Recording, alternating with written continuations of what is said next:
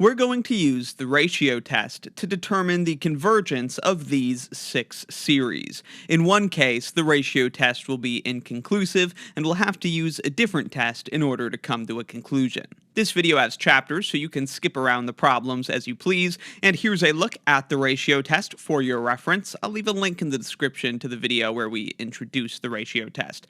In each case, of course, we're going to have to evaluate the limit of the absolute value of the ratio of consecutive terms of the series, an plus 1 divided by an. We'll see what those limits approach. If the limit's less than 1, our series is absolutely convergent.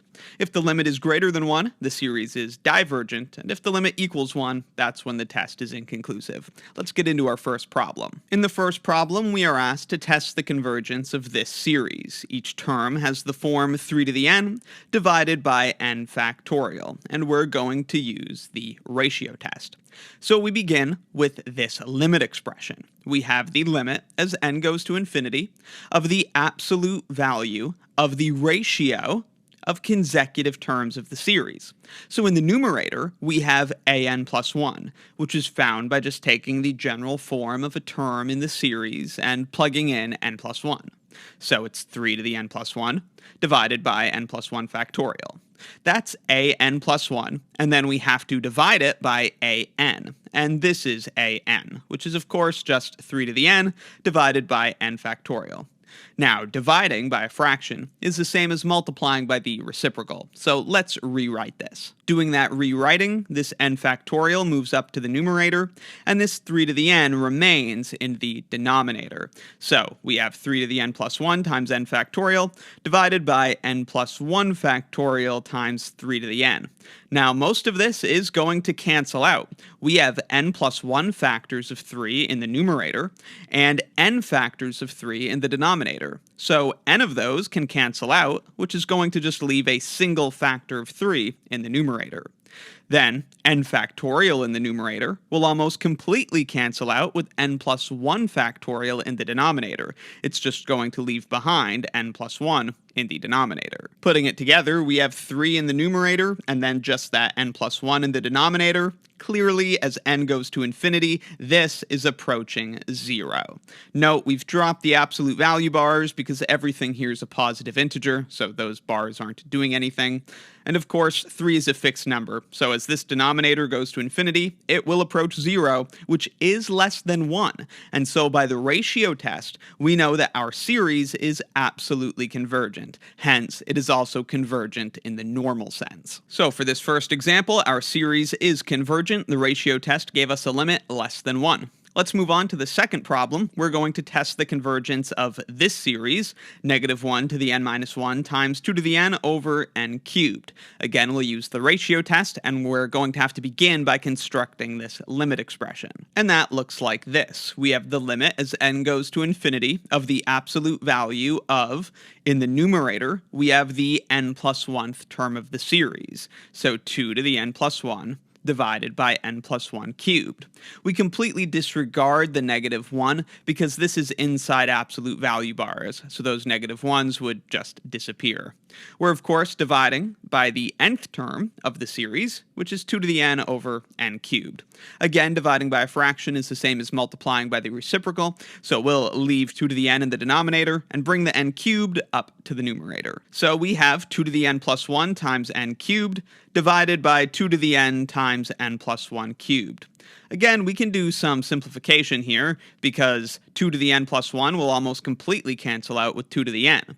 N factors of 2 cancel out, and just a single factor of 2 is left in the numerator. We can also drop the absolute value bars because everything in here is a positive integer. So we have 2n cubed in the numerator and n plus 1 cubed in the denominator. And this is equal to 2 because the numerator and denominator are polynomials of the same degree. The numerator is of degree 3, and if we expand the denominator, the leading term would be n cubed. Since the numerator and denominator are polynomials of the same degree and n is going to infinity, the limit is going to be the ratio of the leading coefficients. That's 2 divided by 1, so 2. Since this limit is greater than 1, by the ratio test, we have that our series is divergent. And there that conclusion is written out. Since the limit is greater than 1, the series at hand is a divergent series. Let's move on to the third example. In this example, we're trying to determine the convergence of this series, sine of 4n divided by 4 to the n. For this series, because of the oscillating behavior of the sine function, we're going to have to take a slightly different approach. Notice that the magnitude of each term of this series is less than or equal to the magnitude of 1 over 4 to the power of n, since the sine function oscillates between 1 and negative 1. So this could be no more than this. So what we'll do is apply the ratio test to this series, 1 over 4 to the n, and then based on that conclusion, we can try using the comparison test for this series, whose terms we know have magnitudes less than or equal to the magnitudes of the terms of that series. Now this series, of course, is geometric, so at a glance you may know that it converges, but let's try with the ratio test. To use the ratio test, we look at the limit as n goes to infinity of the absolute value of the n plus 1th term, so 1 over 4 to the n plus 1, divided by the nth term, 1 over 4 to the n. Now, dividing by a fraction is the same as multiplying by the reciprocal, so we can rewrite this as 4 to the n over 4 to the n plus 1, and we can drop the absolute value bars since everything here is a positive integer. We have n factors of 4 in the numerator, and those will cancel out with n factors of 4 in the denominator, leaving just a single factor of 4 behind. So this is a fourth. And the limit of a fourth as n goes to infinity is of course just a fourth. There is no n, it doesn't change at all. So it's equal to a fourth, which is less than 1, which tells us indeed that this series is convergent, and of course it's absolutely convergent. Now we can use the comparison test. Think about this series, but with all of its terms in absolute values, so that the terms are non-negative. Now we know every one of those terms is less than or equal to all of the terms of this geometric series. And so by the comparison test, the series whose terms are the absolute values of this expression must converge. In other words, the original series without the absolute values is absolutely convergent, since it converges when we take the absolute values of its terms. If the absolute values lead to a convergent series, then the series itself, of course, is convergent in the usual sense. So again, we use the comparison test to show that this series with the absolute values taken must converge. That means the series is absolutely convergent, which means it is convergent. Let's move on then to the next example. In this example, we'll use the ratio test to determine the convergence of this series, n times 1/2 to the power of n. So to apply the ratio test, we'll construct the relevant limit expression. The limit as n goes to infinity of the absolute value of the n plus 1th term of the series, which is n plus 1 times 1/2 to the n plus 1. And then divide by the nth term of the series, which is n times 1/2 to the n. Then n factors of 1/2 in the numerator cancel out with n factors of 1/2 in the denominator, and leave behind a single factor of 1/2 in the numerator. We also still have n plus 1 in the numerator and n in the denominator, and we can drop the absolute value bars because we're only dealing with positive integers. And now we see we have a polynomial of degree 1 in the numerator and a polynomial of degree 1 in the denominator. So the limit as n goes to infinity will just be the ratio of the leading coefficients. In the numerator, the leading coefficient is 1/2, and in the denominator, the leading coefficient is 1. So the limit is 1/2 divided by 1, which is just 1/2, which of course is less than 1. Thus, by the ratio test, our series is absolutely convergent. Since the limit goes to something less than 1, we have that the series is absolutely convergent, and thus, of course, also convergent in the usual sense. In this example, we'll test the convergence of this series, -1 to the n times n divided by the square root of n cubed plus 2. Let's begin by using the ratio test. So we have to construct this limit. We have the absolute value of the ratio of consecutive terms of the series. In the numerator, we have this expression with n plus 1 plugged in, and in the denominator, we just have this expression. The -1 is totally gone because we have these absolute value bars. Now, though, we can drop the absolute value bars because everything left is a positive integer, and we can rewrite this since dividing by a fraction is the same as multiplying by the reciprocal. Thus, we have n plus 1 times the square root of n cubed plus 2 in the numerator, and in the denominator, we have n times the square root of n plus 1 cubed plus 2. Then what we'll do is distribute this square root through the n plus 1 and write those terms separately. So one term would be n times the square root divided by this stuff, and that looks like this. Note that the factor of n is gone because it canceled out with the n that was in the denominator.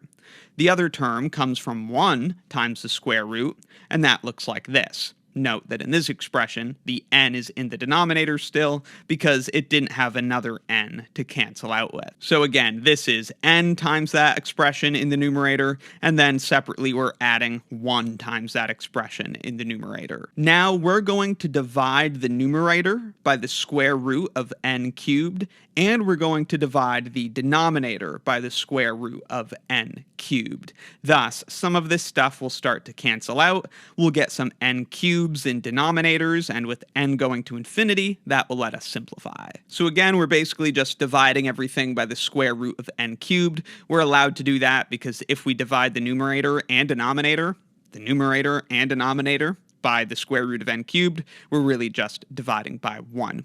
Now, when we divide by the square root of n cubed, we're really going to be dividing by n cubed inside of the square roots. So once we do that, we end up here. That n cubed gets canceled out to 1, and this 2 is getting divided by n cubed.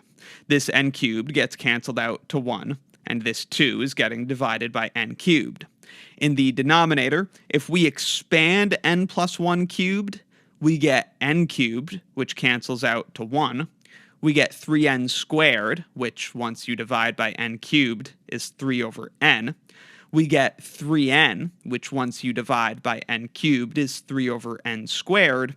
And we get 1 plus 2, which is 3. So once we divide by n cubed, it's 3 over n cubed.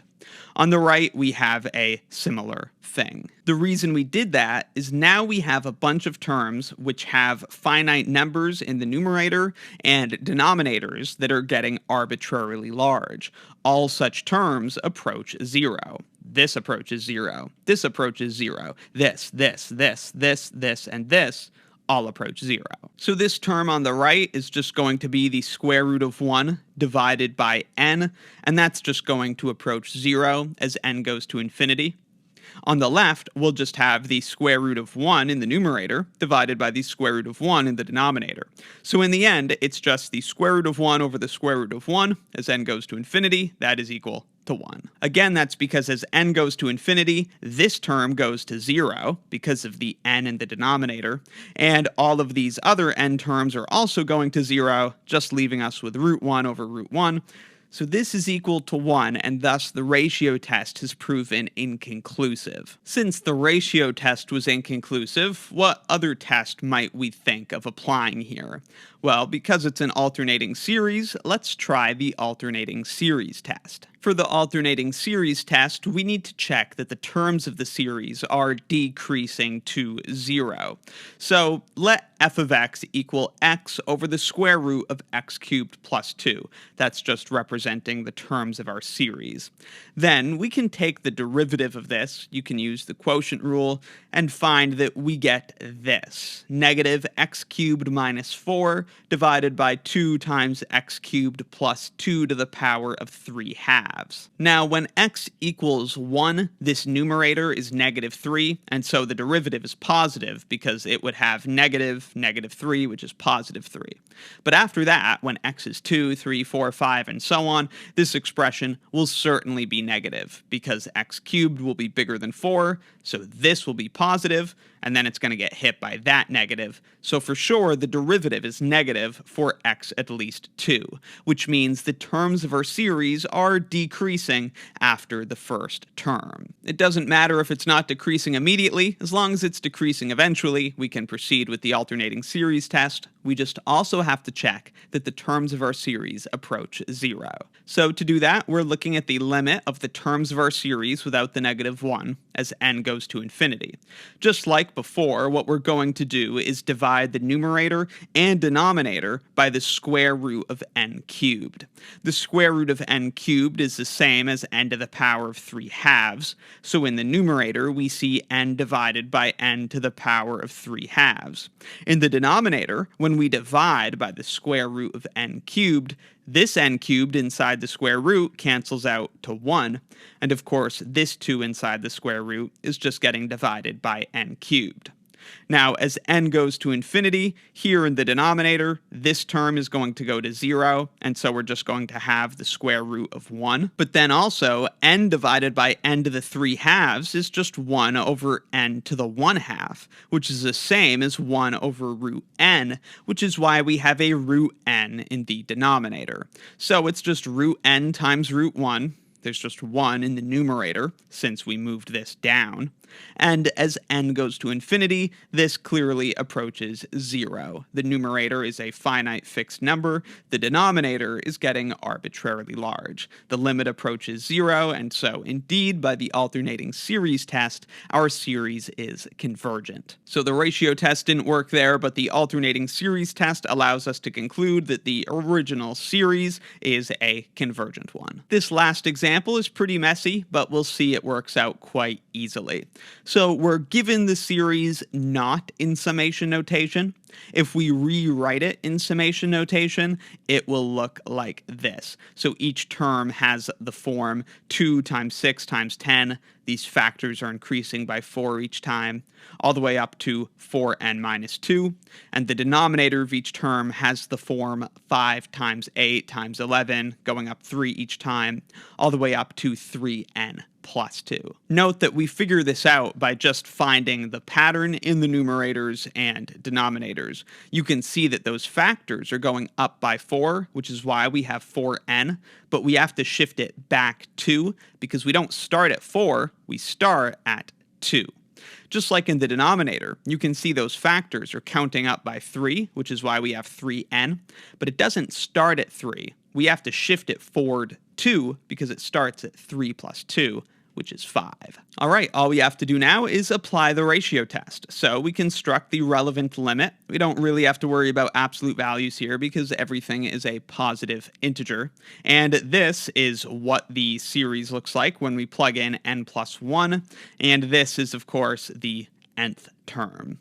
So in the numerator, where we've plugged in n plus 1, just to make sure that's clear, 4 times n plus 1 is 4n plus 4. The plus 4 and the minus 2 combine to the plus 2.